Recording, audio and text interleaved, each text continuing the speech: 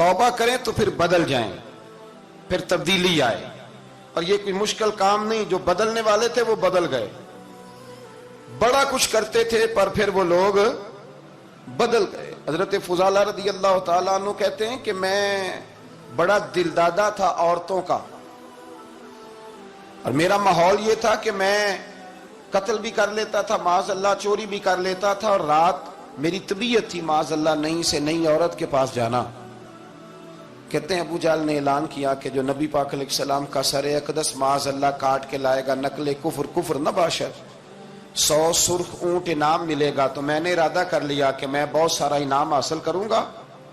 कुरान मजीद में ना अल्लाह फरमाता है कि बहुत सारे लोग ऐसे हैं जिन्हें अगर मैं रिस्क में कुशादगी दे दूं, ज्यादा पैसे दे दूं, फरमाया बागी हो जाएं, वो सरकश हो जाएं। ये बहुत सारे लोगों को जो अल्लाह तबारक व तआला एतदाल में रखता है तो ये उनके लिए बेहतर है। हर बंदा दौलत के होते हुए नेक हो सकता, तो ये अल्लाह अगर रखता है ना एतदाल में तो शुक्र करे अल्लाह का, वरना तो लोग अय्याशियां करें, पता नहीं क्या कुछ कर गुजरे। तो हजरत फुजाला कहते हैं कि मैंने खंजर तैयार किया और मैंने बगल में उसको छुपाया, ऊपर मैंने चादर ओढ़ ली।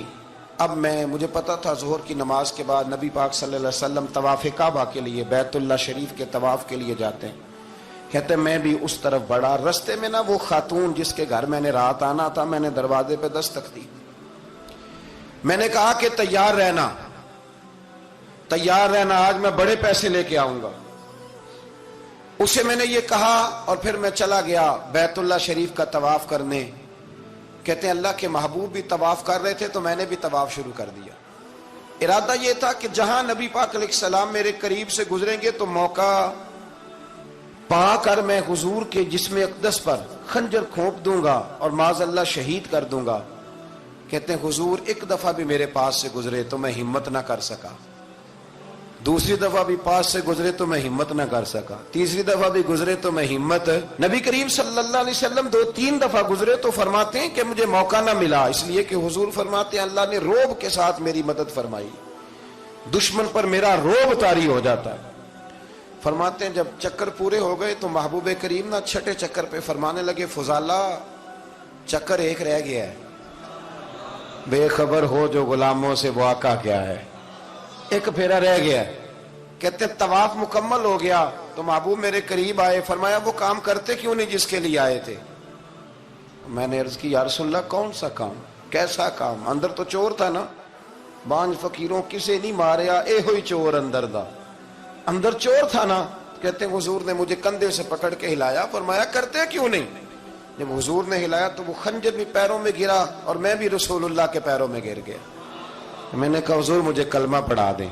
कहते हैं हुजूर ने पहले मेरे दिल पे दस्ते मुबारक फेरा, फिर मेरे नबी ने मुझे कलमा पढ़ा दिया। अब ना मुरीद होने वाला कहता है कि जी आहिस्ता आहिस्ता मैं ठीक हो जाऊंगा। अब वो आहिस्ता आहिस्ता का क्या तर्जुमा है ये बिल्कुल समझ नहीं आती।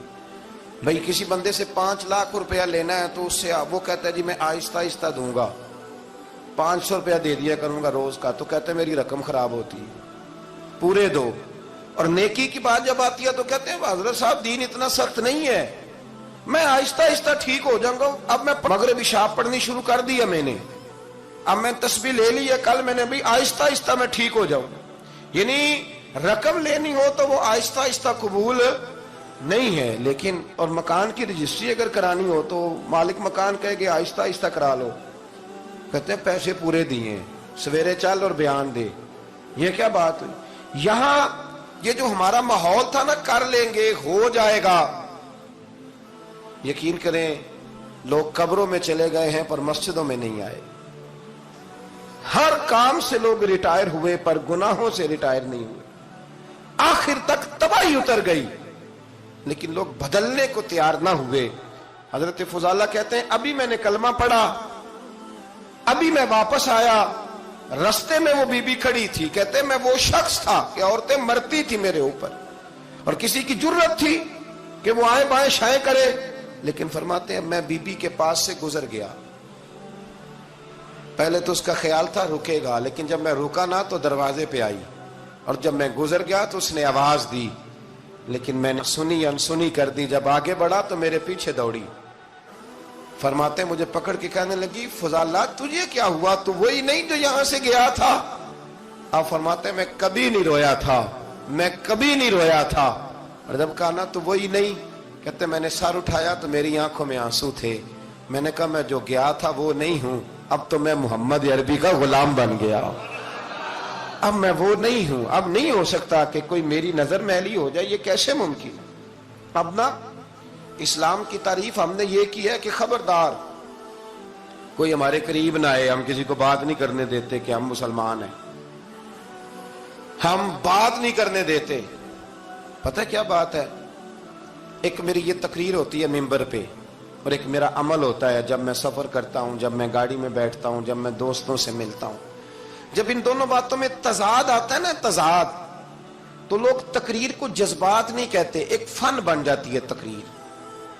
آپ کو پتہ ہے نا وائزین نعت خواں کہتے ہیں میں نے محفل لوٹ لی، پھر لوگ شمار کرتے ہیں کتنے لوگوں نے سبحان اللہ کہی، پھر لوگ شمار کرتے ہیں کہ آج 5 بندے روئے بھی تھے جب میں تقریر کر رہا تھا۔ تو پھر یہ فن ہے، یہ جذبات کا اظہار۔ سمجھ لیں بات کو کہ عمل جب آپ نہیں نہ کرتے عمل، تو آپ خود بڑے بے چین رہتے ہیں کہ یار یہ میں کیا کر رہا ہوں، یہ کون سا گورکھ دھندا ہے کہ میرا عمل صفر ہوتا جا رہا ہے۔ ہمارے ایک استاد تھے تو وہ فرمایا کرتے تھے کہ اگر پڑھے لکھے آدمی کو تم بے عمل دیکھو تو اس سے دور ہٹ جایا کرو، ورنہ تمہیں بھی بے عمل کر دے گا۔ میں نے ان سے عرض کی، میں نے کہا حضور یہ کیا ہے؟ تو فرمانے لگے اپنے حضرت صاحب سے پوچھنا، وضاحت کریں گے۔ میں نے حضرت صاحب سے کہا جی عجیب بات کر دی ہے، علم والے بندے کے پاس بیٹھ کے تو علم آتا ہے۔ تو وہ فرما رہے تھے کہ علم والے بندے کے پاس اگر وہ بے عمل ہو تو بالکل نہ بیٹھنا۔ تو حضرت صاحب فرمانے لگا انہوں نے صحیح کہا ہے۔ اب بات بہت بڑی ہے، پتہ نہیں آپ کی سمجھ میں آتی ہے نہیں آتی، بہرحال کر دیتا ہوں۔ پڑھا لکھا بندہ اگر بے عمل ہو تو اس کے پاس، تو میں نے کہا حضور کیوں؟ فرمانے لگے اس لیے کہ وہ اپنی بے عملی پر بھی دلائل دے گا، وہ بے عملی پر بھی دلیلیں قائم کرے گا کہ یہ وجہ ہے تو اس لیے میں ایسے کر رہا ہوں۔ تو چونکہ وہ بے عمل ہے اور ہے پڑھا لکھا، نبی کریم صلی اللہ علیہ وسلم کے غلام نہ پل بھر میں بدل جاتے تھے۔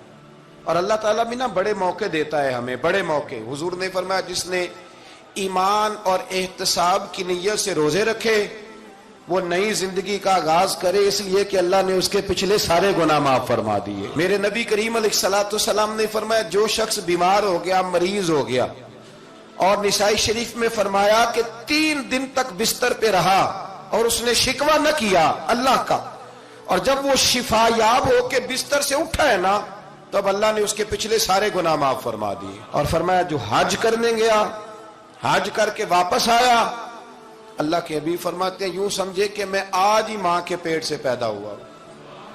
بڑے موقع اللہ نے دیے، بڑے موقع، بڑے سارے موقع عطا فرمائے کہ میں تیرے پچھلے گناہ معاف کر دوں گا، تو بھی تو نئی زندگی کا آغاز کرنا، تو بھی تو شروع کرنا نئے سرے سے، تو بھی تو بدل کے آنا، تو بھی تو اپنے اندر تبدیلی پیدا کرنا۔